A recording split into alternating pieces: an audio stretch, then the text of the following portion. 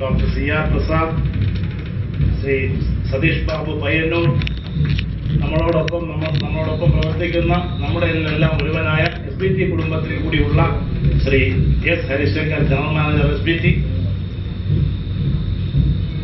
എൻ്റെ ഏറ്റവും ആദരണീയനായ അല്ലെങ്കിൽ ഇന്ന് ആദരിക്കപ്പെടേണ്ട വ്യക്തി ശ്രീ ഗ്രിഗറി പോൾ, അനുഭവങ്ങൾ ഉൾപ്പെടെ എന്ന് അദ്ദേഹത്തോട് ചോദിക്കേണ്ട സ്വന്തം അനുഭവങ്ങളാണോ, ബഹുഭൂരിപക്ഷവും അതാണ് എന്നാണ് അദ്ദേഹം പറഞ്ഞത്.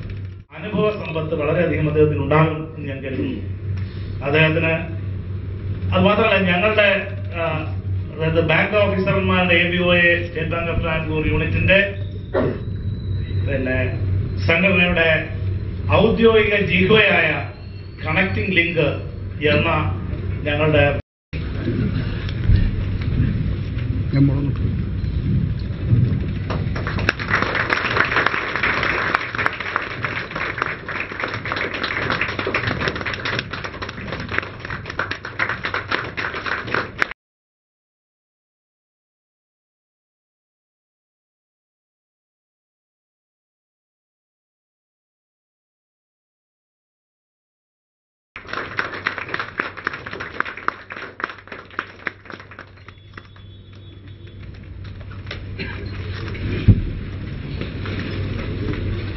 ബഹുമാന്യരായ ശ്രീ ശിവപ്രസാദ് അവர்களോട് മറ്റു വാക്യം സംസാരിക്കാൻ അഭ്യർത്ഥിക്കുന്നു.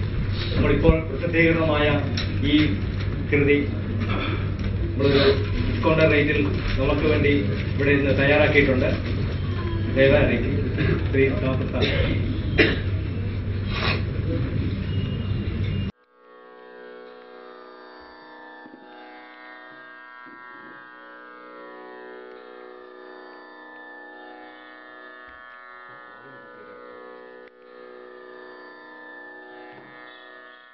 ഞാൻ ഗ്രിഗറി പോൾ KG.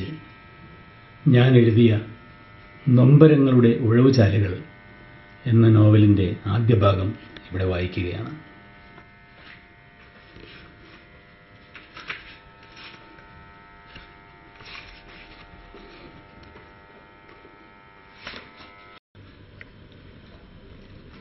ഞാൻ ഗ്രിഗറി പോൾ KG.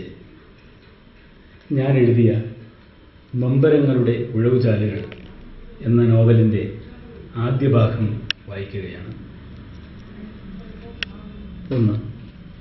രാജൻ, നീ പോയി കിടന്നു, രാവിലെ എഴുന്നേൽക്കേണ്ടതല്ലേ? മൂത്ത അളിയൻ ഉപദേശിച്ചു. എടാ, ഇന്നുറക്കമൊഴിച്ച അതിൻ്റെ കോട്ടം നാളെയാ. പോയി അല്പം മയങ്ങും. സഹപാഠിയും സുഹൃത്തുമായ ജോസിൻ്റെ കമന്റ്. തല പൊക്കി നോക്കി. ഉറക്കം കൺപോളകളിൽ തൂങ്ങുന്നു. എഴുന്നേറ്റ് പോകാൻ വയ്യാത്ത അവസ്ഥയിലിരിക്കുമ്പോഴാണ് പൂമഴ വർഷിച്ചത്. സന്തോഷമായി. എന്നാൽ ഞാൻ ശരി, ഗുഡ് നൈറ്റ്. ആരൊക്കെയോ പാസാക്കുന്ന കേട്ടുമടുത്ത കമന്റുകൾ. പുഞ്ചിരിയോടെ എല്ലാവരെയും നോക്കിക്കൊണ്ട് മൗനസമ്മതം, നല്ല അവസരം എന്ന് വിചാരിച്ച് ഒരു തെന്നൽ. അടുക്കള വാതിലിലൂടെ തൻ്റെ മുറിയിലേക്ക്. 2-3 കുട്ടികൾ കൂർക്കം വലിച്ച് ഉറങ്ങുന്നു. കൂട്ടത്തിൽ ഒരു സ്ത്രീയും.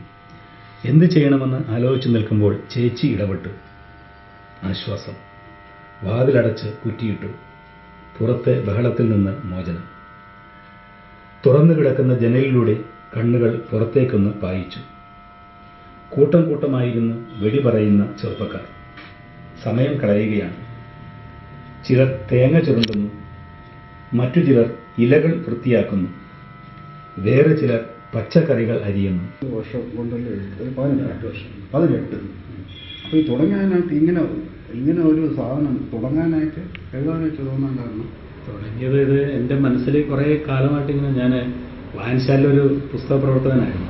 ആ സമയം മുതൽ എൻ്റെ ഉള്ളിൽ ഇങ്ങനെ വായനശാല, ദേശീയ വായനശാല എന്ന് പറഞ്ഞൊരു വായനശാല ഉണ്ടായിരുന്നു. അവിടെ പുസ്തകം, ഞാൻ ലൈബ്രറിയനായിരുന്നു. ആ ലൈബ്രറിന് അത് എനിക്ക് SLC പഠിക്കുമ്പോഴാണ് ആ ലൈബ്രറി. അപ്പോൾ 15 വയസ്സാണ്. ആ സമയത്തോട്ട് ആഗ്രഹം തുടങ്ങി. ഒരുപാട് പുസ്തകങ്ങൾ വായിക്കുമായിരുന്നു അവിടെ വെച്ച്. അങ്ങനെ അന്ന് ആഗ്രഹം തുടങ്ങിയതാണ് ഒരു പുസ്തകം എഴുതണമെന്നുള്ളത്.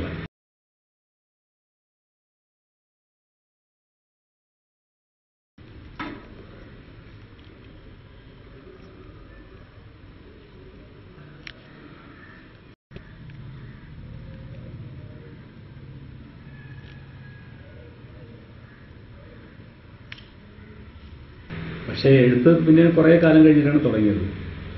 എഴുത്ത് ഒരു ഒത്തിരി കാലം കഴിഞ്ഞ് പിന്നെ ആ മനസ്സിൽ കിടന്ന സംഗതികളൊക്കെ ഇങ്ങനെ അവളുടെയൊക്കെ കുറിച്ച് വെച്ചു. പിന്നെ കുറേ കൂടി കഴിഞ്ഞപ്പോഴത്തേക്കാണ് തുടങ്ങി. പക്ഷേ തീർന്നത് ഏതാണ്ട് ഞാൻ 2005 എത്തിയപ്പോഴത്തേക്കാണ് അത് കംപ്ലീറ്റ് എഴുതി കഴിഞ്ഞത്. ഒന്നാമത്തെ ഇത് എഴുതി കഴിഞ്ഞു. പിന്നെ റീപ്രിൻ്റൊക്കെ ചെയ്ത് റീറൈറ്റ് ചെയ്ത്